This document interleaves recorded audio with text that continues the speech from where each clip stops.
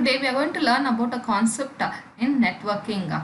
In my previous class, you have learned what is network, the need for networking and the network goals. Today we are going to learn about different models like OSI model, TCP/IP model. ARPANET. ARPANET stands for Advanced Research Project Agency Network. ARPANET is one of the world's first operational packet switching network and the first network to implement TCP/IP, that is Transmission Control Protocol and the Internet Protocol.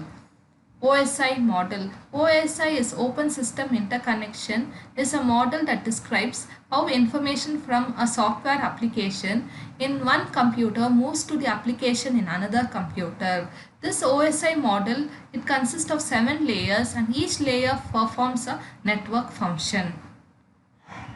OSI reference model, it consists of 7 layers. As you can see in this image, you can see the 7 layers which are there in the OSI model. When one system is communicating with the other system, for example, the sending system is sending some information or the data from one system, that is sending system, to the receiving system. It has to go through all the layers and then it has to move to the physical medium. Then from the physical layer it has to move to the application layer and it will receive the data. So let us see each of these layers. The first layer is the application layer. Application layer is the layer 7. This layer is very close to the user. Application layer that work at layer 7 are the ones that user interact with directly. A web browser, for example Google Chrome or Firefox, and other apps like Skype, Outlook, Office are the examples for layer 7 application. The next layer is the presentation layer. The presentation layer is at the layer 6. It is responsible, or it represents the area that is independent of data representation. In general, it represents the preparation or translation of application format to the network format. That is, it will convert the data which has been received from the application layer. That data will be converted into or transferred into a network format. The next before that, I would like to tell the example of application layer is encryption and decryption of data for secure transmission. The next layer is session layer. The session layer is at layer 5. When two devices or computers or servers need to communicate with one another, a session needs to be created. And this is done at the session layer. Functions of this layer involve setup, coordination and termination between the application at each end of the session.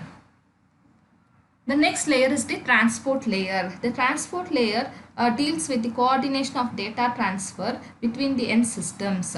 How much data is sent, at what rate the data is sent, where it goes, etc. The best example of transport layer is TCP/IP, that is a Transmission Control Protocol and Internet Protocol. The next layer is network layer, that is layer 3. In the network layer, the packets have been moved from one network to the another network. For example, there is a system in Bangalore and wants to connect to a server in Delhi. But there are millions of different paths to take. The routers at this layer helps to do this efficiently. That is, it will find the shortest path and it will reach the destination. So in this network layer mainly is responsible for packet forwarding, that will include different routes through different routers, and it will reach the destination. The next layer is data link layer. Data link layer provides node-to-node data transfers. That is between two directly connected nodes. It also handles error correction if there are any errors from the physical layer. The last layer, that is layer 1, is at the bottom of the OSI model, which represents the electrical and physical representation of the system. This may include the cable type, radio frequency link, as well as other physical requirements. So these are the 7 layers in your OSI model. Once a message has to be moved from the sending system to the receiving system, it has to go through all these layers and it has to reach the destination, that is the receiving system. In order to memorize these layers in the same order, I would like to tell few sentence that will help you to remember them in an order. The first letter of each word is same as the layer of the OSI model. For example, if I tell a sentence that is please do not take salesperson advice, please that is for physical layer, do that is for data link layer, not is for network layer, take is for transport layer, sales is for session layer, person is for presentation layer, and advice is for application layer. In this way you can remember all the layers in the same order. Physical layer. The physical layer is concerned with transmitting raw bits over the communication channel. That is, the raw bits are in the form of zeros and ones. The next layer is data link layer. This layer transforms the raw transmission facility into the line that appear free of undetected transmission error to the network layer. The next layer is network layer. The main function is to determine how packets are routed from source to destination. That is how the packets are moved from the source to destination. It will take the shortest path and it will reach the destination. The next layer is transport layer. The basic function of transport layer is to accept the data from the above layer and it will split it into a smaller units, and if needed pass these to the network layer and ensure that the pieces all arrive correctly at the other end. The next layer is session layer. The session layer, it will allow the users on different systems to establish sessions between them, and it will terminate the sessions. It also includes dialog control, token management and synchronization. The next layer is presentation layer. The presentation layer is concerned with the syntax and semantics of the information transmitted, concerned with the moving bits around the layers.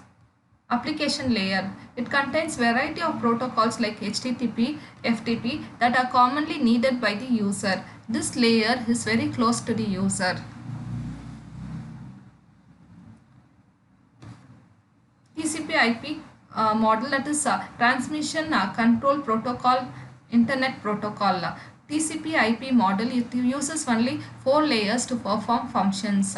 This TCP/IP is a layered set of protocols. This protocol assumes that there is a way to communicate reliably between the two systems. In the OSI model, you can see 7 layers, but in the TCP model, you can see only 4 layers. That is application layer, transport layer, internet layer, and network access layer. The difference between OSI model and TCP/IP model. In OSI model there are 7 layers. In TCP/IP models there is only 4 layers. OSI model is a horizontal approach and TCP/IP model is a vertical approach. In OSI model, the transport layer does not guarantee the delivery of packets. TCP/IP model, the transport layer will guarantee the delivery of packets. In OSI model, there is a separate presentation layer and the session layer. But in case of TCP/IP model, there is no presentation layer and no session layer. These are the difference between OSI model and the TCP/IP model.